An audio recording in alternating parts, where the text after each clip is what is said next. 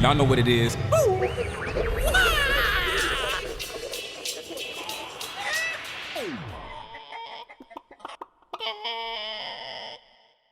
But did you have any role models or influencers as you were maturing that sort of helped you with this stuff? Or was it really sort of a do it all on your own kind of thing from the beginning?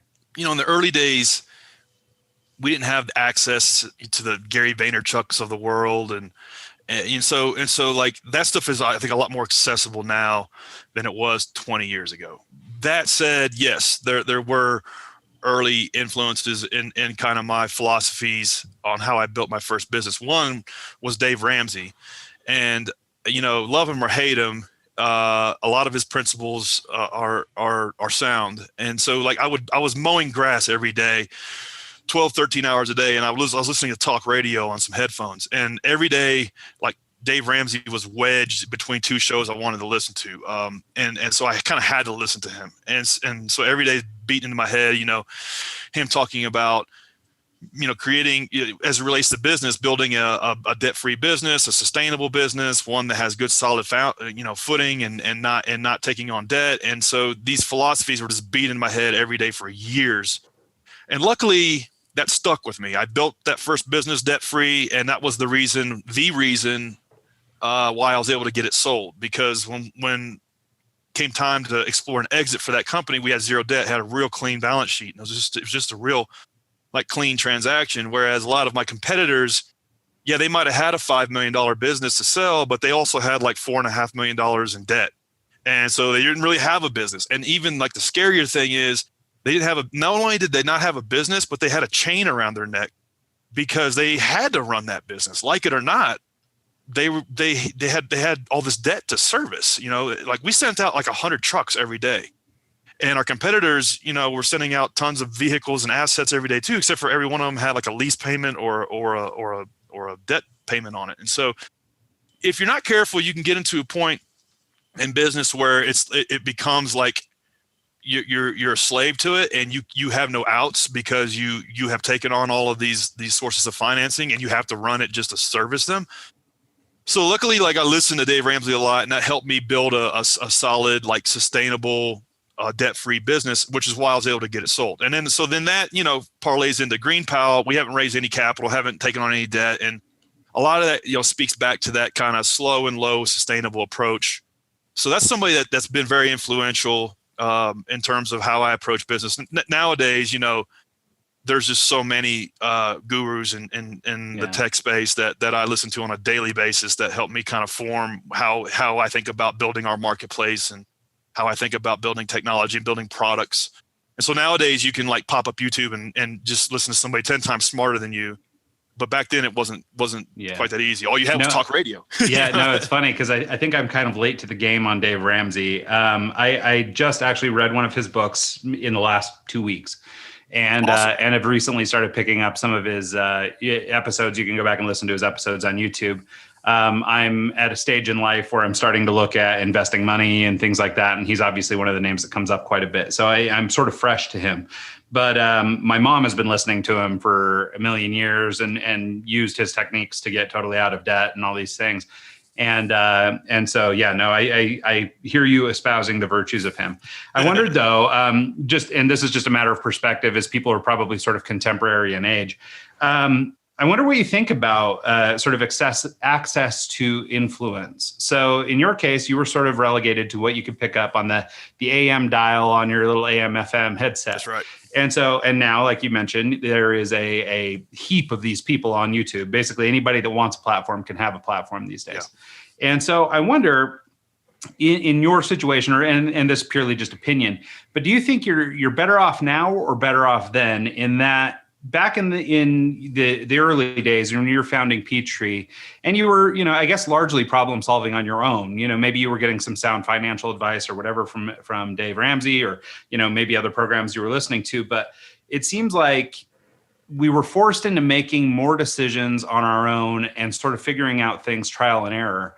And I find now, even in my own practice, and even as I'm trying to grow my business, I find myself listening to all these influencers and all these guys, that have networks everywhere and who are offering up their perspective on YouTube.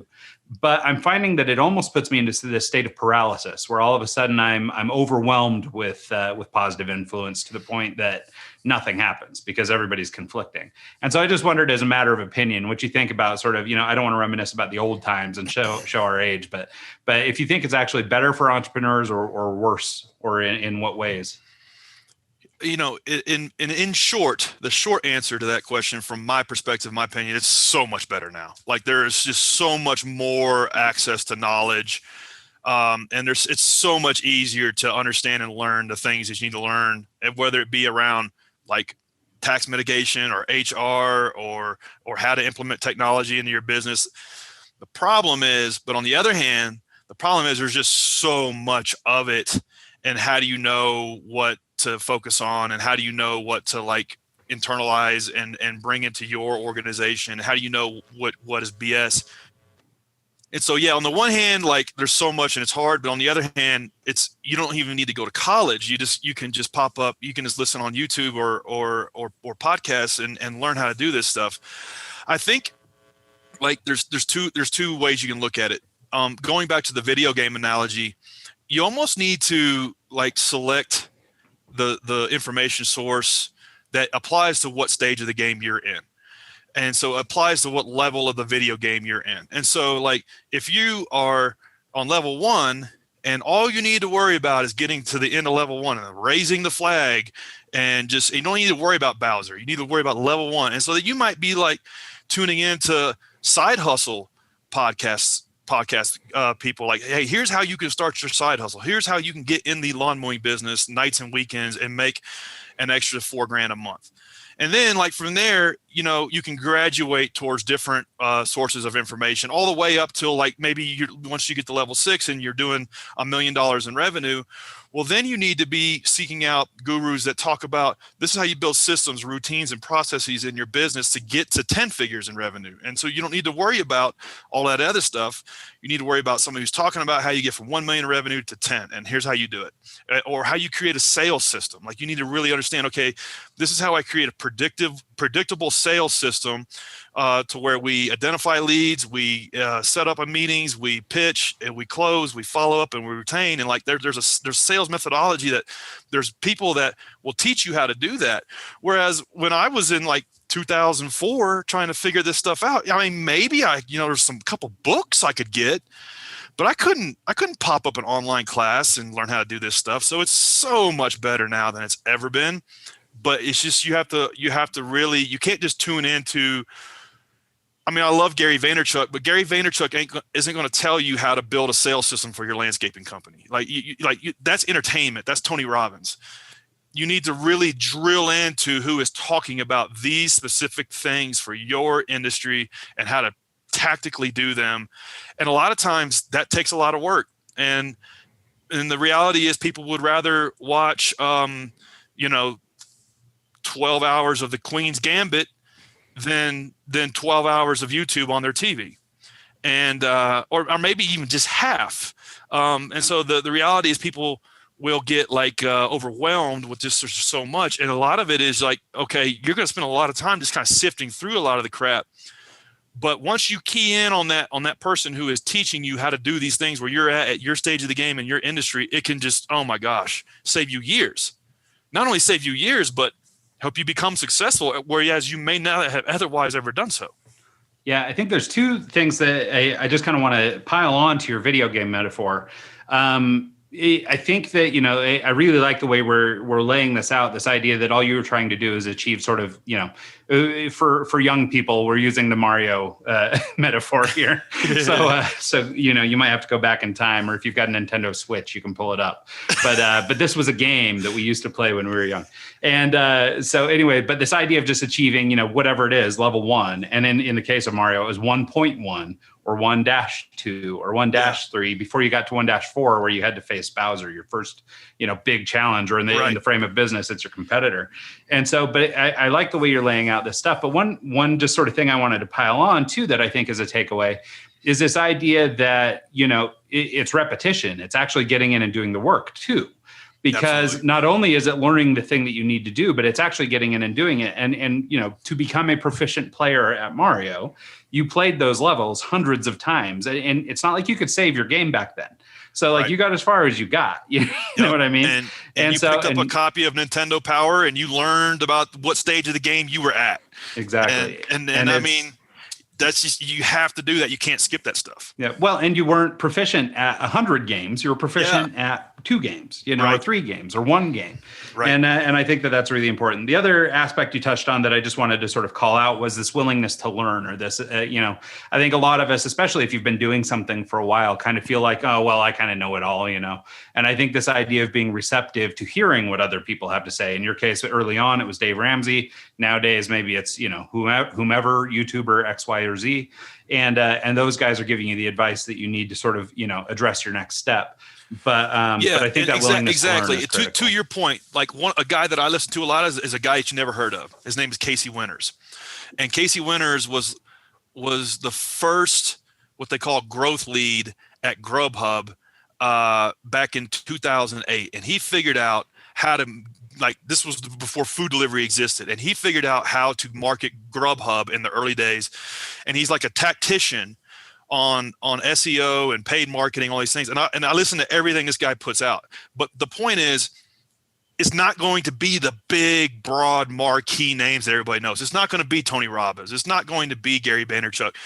It's not going to be what's the 10X guy that's always riding around in a Rolls Royce. Oh gosh. I've seen his ads, but I skipped through those. Yeah, it's not that. Grant Cardone.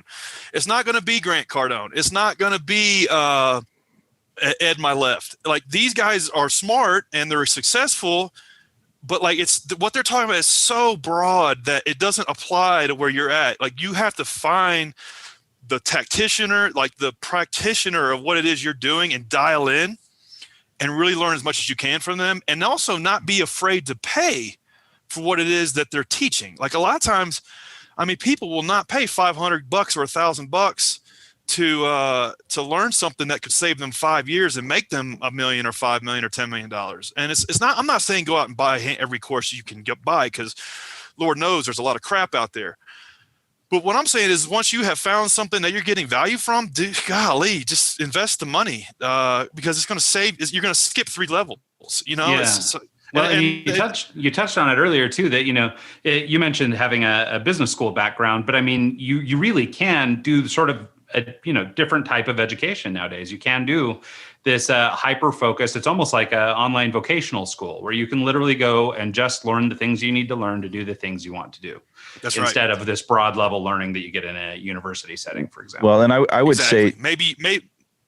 I would say that the, you know, hiring the pro, you paying the $500 or $1,000 is almost like the cheat code to jump to the next level. Skip the 3, like you said, right to level 3, you get where you need to be. And then also in high school, you're not really, you know, you're mowing lawns, you're getting by, you're doing what you need to do. Now you own an app, and you need to know about SEO. You need to know about all this stuff. And so, you know, you wouldn't have been listening to this guy that teaches about SEO in high school because it's not relevant to what you're doing. You're not owning a software company. So I like how you frame that, and niching down and going after what matters at your stage of the business.